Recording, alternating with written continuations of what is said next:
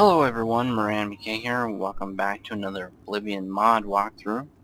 Today we're going to be doing the Blade of the Haunted, a sword quest, by Jamie74. Okay, so once you install this mod, you will not get any quest updates. Or quest updates started anyway. You have to either read the README file, which hints that you need to come to Shadenhall and buy a book, or, well, watch this walkthrough. So, our adventure starts here at Machna's Books in Shadenhall. By the way, I'm doing this first before we finish Midas Magic because I really want the sword to go through Midas Magic with. I love this sword. The sword is awesome, and so is the quest, and it was nice. It's a nice short little quest, so it shouldn't take up too much of our time. Welcome. Let me guess. I see that you have an eye for rare pieces of literature. Am I right? I've got something special for the real expert in old literature. Have you noticed my antique edition of Arrow and Dundallan? It's a true rarity. Arrow and Dundallan? You should have a look at this book at first, don't you think? Then I'll be happy to discuss it with you. Okay, so you have to buy What can I interest you in? Yeah, wow, 300 gold. Pricey for a book. Thank you. Come again. Okay. So, Good day. when she means read it, she actually means open it up and read it. And you'll actually have to be reading these books because there's not really going to be any quest markers in this quest. You have to read books, pay attention to things people say, etc., etc. Alright, so since this story is relatively crucial to the plot, I'm actually going to read it to you, even though it is quite long. Okay, Arrow and Dundallan, from an anonymous writer. Once upon a time, in the days of slavery, under the alien wild elves, there lived a wild elven king who called himself Dundallan. He ruled his subjects with an iron fist, and was so callous a ruler he was often called Dundallan the Cruel, a title only spoken in whispers. Poor slaves who lived and died under the reign of Dundallan the Cruel, suffered from their king's frequent fits of temper. He was known to be a covetous, greedy man. When his eyes came to rest on something he desired, he would not rest until he was able to claim it as his property, by whatever means. His various lusts were sometimes fatal to his subjects seen by their king as naught but chattel. Some died by his hand, others by his command. His reign continued in this way for many, many years, and it seemed that nothing would ever change him, nor could any of his people ever sway his mind or soothe his greed until his own lust laid him low. It is told among his poor slaves that there was a fine and beautiful young girl called Asmira, who was the daughter of Alderus.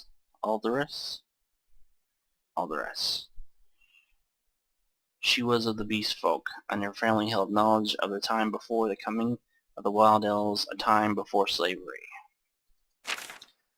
One day when Dundallan first saw Asmira, who was one of his slaves, he felt a flush of desire, so he openly claimed her. But Asmira was a girl of strong soul and pure mind, so she frankly rejected him.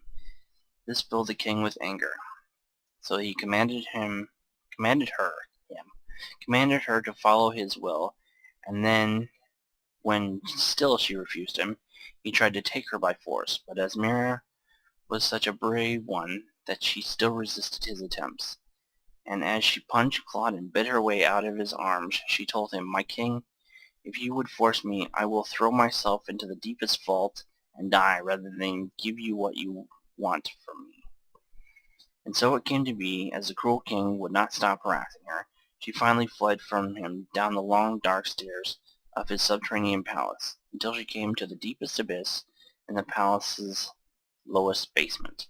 This vault was very, very old, and had been there even before Dundellin had built his palace upon it. It was said to have been a holy place of the bespoke, full of mysterious prehistoric magic. It was so black and deep and strange that even the king and his wild elven kind didn't know anything about it, its origins, or how deep it might reach down into the underground. So Dundellin came closer and saw Asmira standing at the ridge of the vault, shivering with fear. He shouted at her spitefully, "You stupid little girl! What do you think you're doing? What will you do now? This abyss is so deep, you will only find death there. So come back to me. If you please me, I will make you a happy wife of mine," he said.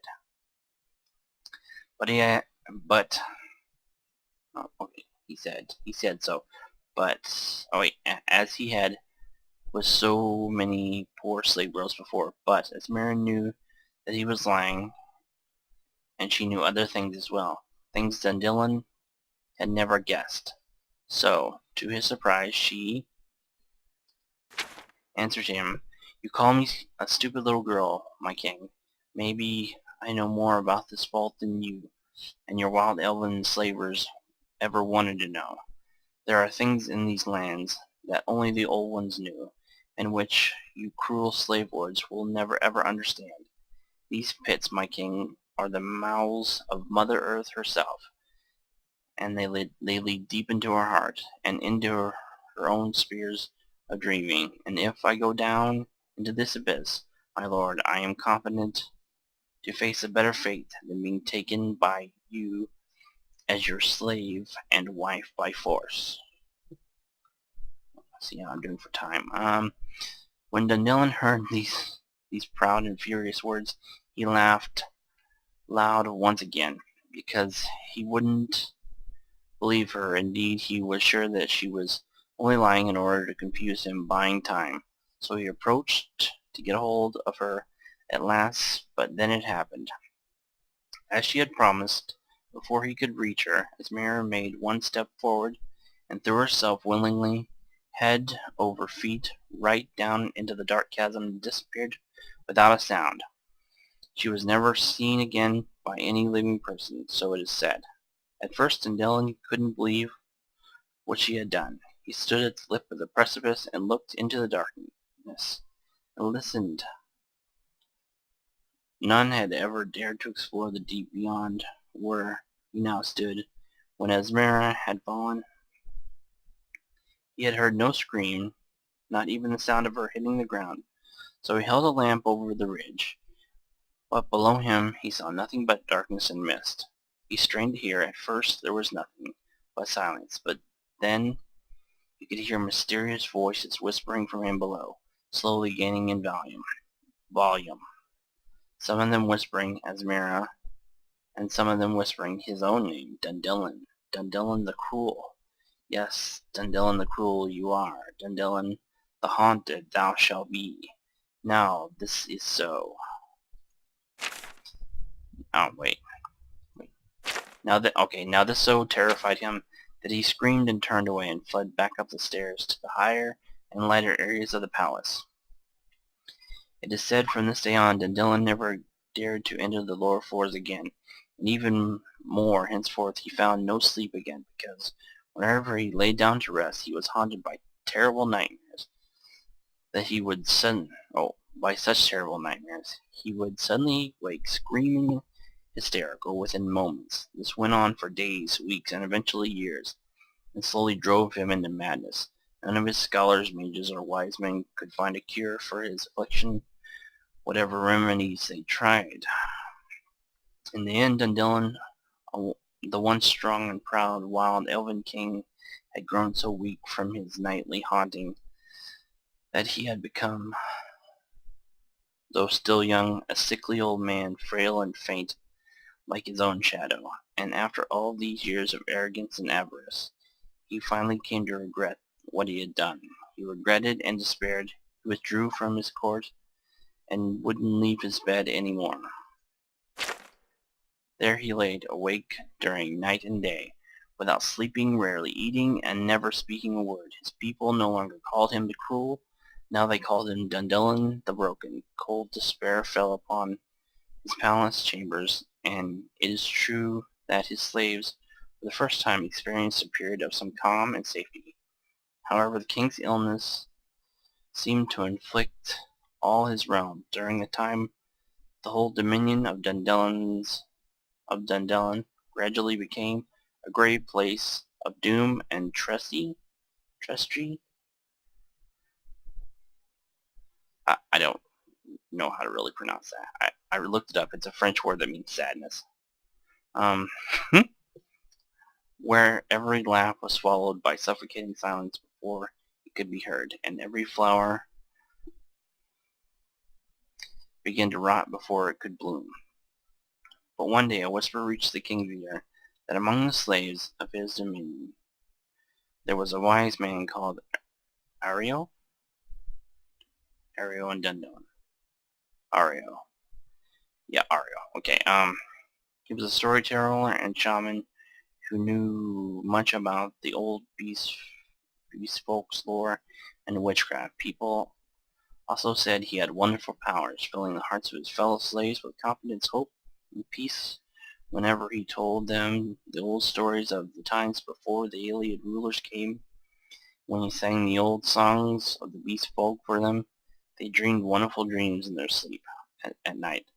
Some later scholars even claim that it was nothing else but these old powers that allowed the slaves of those times to survive their hard lives under the Ayleid's rule.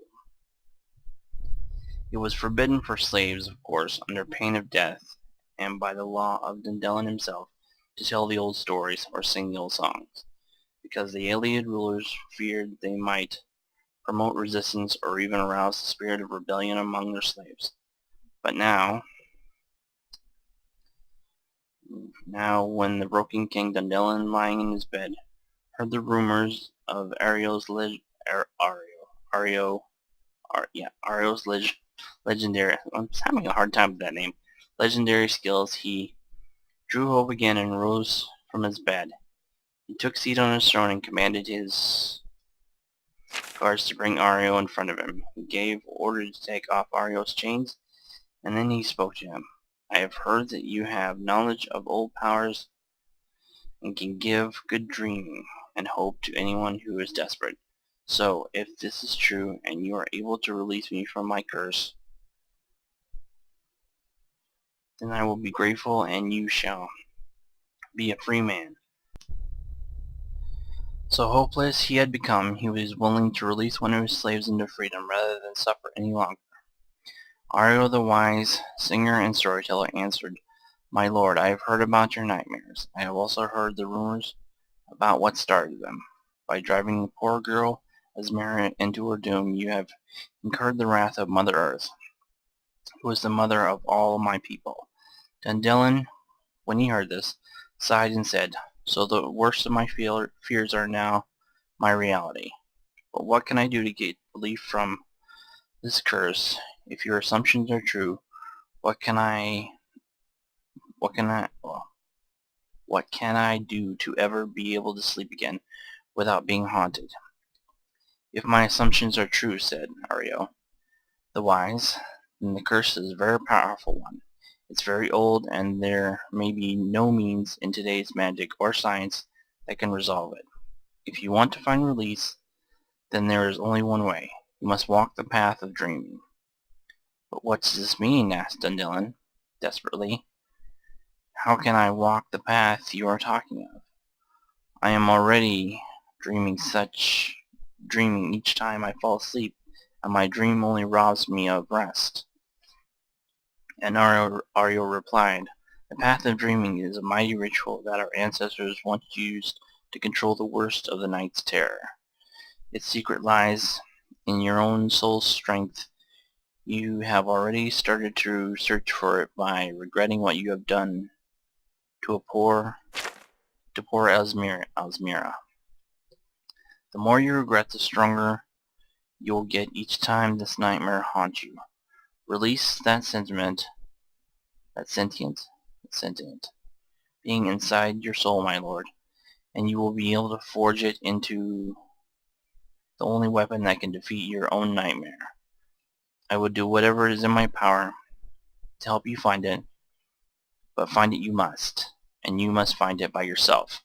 And Aryo started to perform a strange dance before the Broken King. While dancing, he sang a powerful chant which his ancestors once called Ar El Del Ora, which means Haunted Dream in our language. With this singing, he filled Dundelin's imagination with a strong vision of a mighty sword. The blade of the sword was made of nothing but light and breath and mercy. His song went for hours and hours, and the vision grew stronger and stronger until at last Dundelin Broken fell asleep, still sitting on his throne. His chin sank down into his chest, and his own crown fell down, rolling over the stones of the audience chamber's floor. But this time he did not wake up again. Instead, his sleep lasted. After some hours had passed, and he was still asleep, his guards grew suspicious that Aryo the singer might have cursed him with some evil enchantment, so they grabbed the singer and threw him into the dungeons, swearing at him and threatening to put him to the sword for his crime if the king did not soon awaken. Then they returned to the throne room and carried the king back to his bedchamber. They left him there and wondered where could be found a healer or mage powerful enough to break this spell. But then, surprisingly, on the next morning, Dundelin woke from his first long and refreshing sleep in many years. He suddenly appeared fresh and sound, as if he had been given back many years of his youth. He could not remember what he had seen in his dreams, but when he rose from his bed he found a beautiful sword lying in his hands. It was a sword of slight and elegant kind, its blade shimmering with a dark and unearthly light. He knew at once that this was the blade which he had seen in his visions when Aryo had danced the dance of the Haunted Dream for him. He had created the blade himself inside his dream with nothing but the power of his own sentient soul. Inspired by Aryo's dance, Aryo's chanting, Aryo's knowledge, now he realized that he had defeated his nightmare once and for all, and Aryo's wisdom had released him from the curse forever. The nightmare, it seemed, has henceforth vanished inside the blade, which was therefore named the Blade of the Haunted. The sword, now inhabited and driven by such a potent spirit, turned out to be a very powerful weapon indeed. Dundelin did not only keep his promise to release Aryo from slavery and make him a free man, but even released his family and friends, and some of whom decided to serve him as free people by their own free will. Then Dundelin gave the blade as a gift to Aryo, as a symbol of his freedom and everlasting friendship with the king. It is said that Aryo lived a long, prosperous life side by side with the king as a friend, before he finally died, and was buried in a place of honor inside the palace. Some say Dundelin himself placed the sword in his dead friend's hands before they laid him down in his grave. Dundelin, the Ayleid king who had once been called the Cruel in his younger days, and the Broken during the days of his despair, was now called Dundelin the Released. He was completely changed in mind and habit, and now treated his former slaves with respect and justice.